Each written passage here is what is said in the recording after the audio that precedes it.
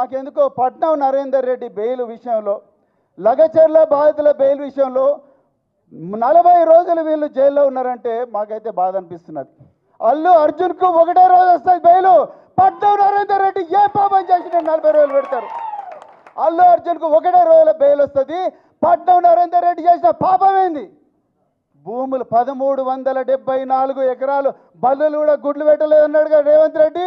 అటువంటి భూములలో మరి బంగారం లాంటి పంటలు పండించిన రైతుల పక్షాన నిలబడ్డందుకో ఇవాళ పట్నం నరేందర్ రెడ్డి 40 రోజుల నుంచి జైలున్నాడు. 16 మంది రైతులు గుండెపోటు వచ్చిన హిర్యానాయకు బేడీలు వేసుకొని హాస్పిటల్లో కూడా బెడ్కు బేడీలు వేసి పెట్టిన దుర్మార్గమైన ప్రభుత్వం. ఎన్నిసార్లు వీళ్ళ ఫైలు వికారాబాద్ కోర్టుకు పోతుందండి? వికారాబాద్ మీరు వినాలి ఈ మాట, తెలంగాణ సమాజంతో కూడా వినాలి ఈ మాట. వికారాబాద్ కోర్టుకు పోతుంది. వికారాబాద్ కోర్టుకు పోయిన తర్వాత 24 రోజుల తర్వాత వికారాబాద్ కోర్టు వాళ్ళు చెప్తారు, ఇది మా కేసు కాదు, మీరు హైదరాబాద్లో నాంపల్లి కోర్టులో పోయి చేసుకోండి అంటారు. 24 రోజులు 16 మంది రైతులు వాళ్ళ కుటుంబాలకు దూరంగా ఉన్నారు. 2,20,20,000 మంది ప్రజలకు ఒక ఎక్స్ఎమ్మెల్యే, ఒక రాజకీయ నాయకుడు దూరంగా ఉన్నాడు. 24 రోజులు. ఇక అప్పటి వరకు ఈ కేసులో పబ్లిక్ ప్రాసిక్యూటర్ని అపాయింట్ చేయలే. ఎప్పుడో మొన్న ఒక 3 రోజుల క్రితం పబ్లిక్ ప్రాసిక్యూటర్ని అపాయింట్ చేస్తారు. జాయింట్ డైరెక్టర్ ప్రాసిక్యూషన్ ఆర్డర్ ఇచ్చి ఈ కేసులో పబ్లిక్ ప్రాసిక్యూటర్ అపాయింట్ చేస్తూనే ఉన్నారు. 40 రోజుల నుంచి ఎందుకు చేయలేదు? 40 రోజుల నుంచి చేసి ఉంటే పట్నం నరేందర్ రెడ్డి అలా బయటకు వచ్చేటాడు కదా, సురేష్ బయటకు వచ్చేటాడు కదా, హీరా నాయక్ బయటకు వచ్చేటాడు కదా, వీళ్ళందరూ రైతులందరూ కూడా బయటకు వచ్చేటాడు. ఒక్క రోజన్న ఆలోచించింది ఆ గవర్నమెంట్? డైరెక్టర్ ప్రాసిక్యూషన్ ఎవరు కంట్రోల్ ఉంటాడు? హోంమంత్రి కంట్రోల్ ఉంటాడు. హోంమంత్రి ఎవరు? గట్టిగా చెప్పండి. హోంమంత్రి ఎవరు? రేవంత్ రెడ్డి కుట్రదారుడు.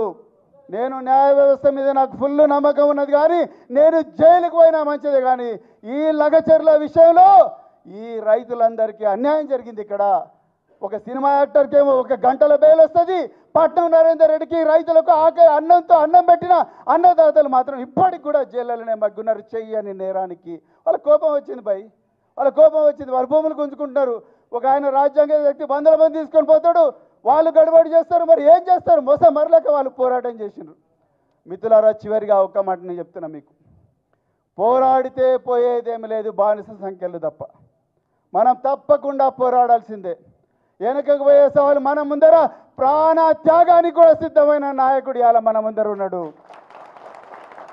నువ్వు ఎన్ని కేసులు, అరే పొద్దున్న లేచినప్పటి నుంచి రేవంత్ రెడ్డి ఆ కేసు ఈ కేసు, నేను మన ఈనాడు మీద కూడా నేను అనాలిసి వచ్చింది.